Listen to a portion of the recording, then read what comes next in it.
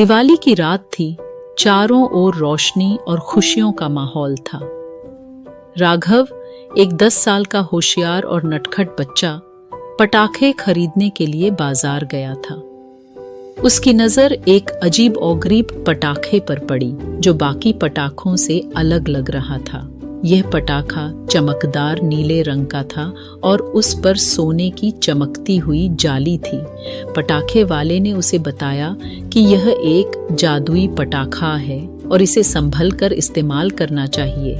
राघव ने उसकी बात को गंभीरता से नहीं लिया और उसे खरीद लिया। रात में जब सब पटाखे फोड़ने लगे तो राघव ने सबसे अंत में उस जादुई पटाखे को जलाने का सोचा।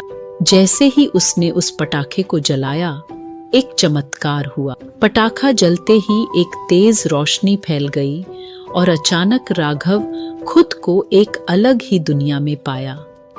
यह जगह अद्भुत थी।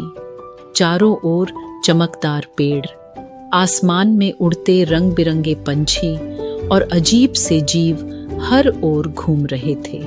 राघव को समझ नहीं आ रहा था कि ये सब कैसे हुआ। तभी उसके सामने एक अद्भुत दिखने वाली परियों की रानी प्रकट हुई।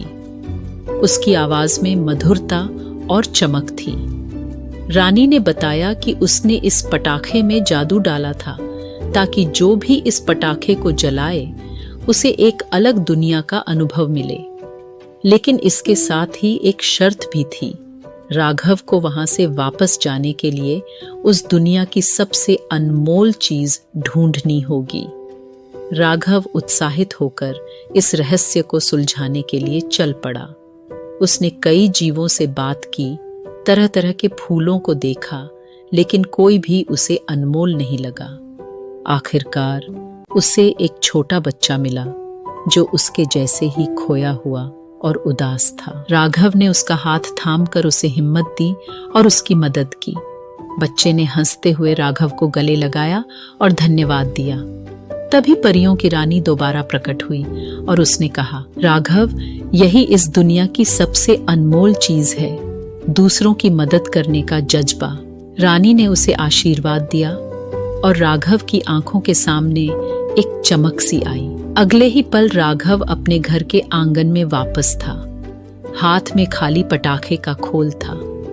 उसने वो अनुभव अपनी आंखों में बसा लिया और समझ गया कि असली खुशी दूसरों की मदद में है।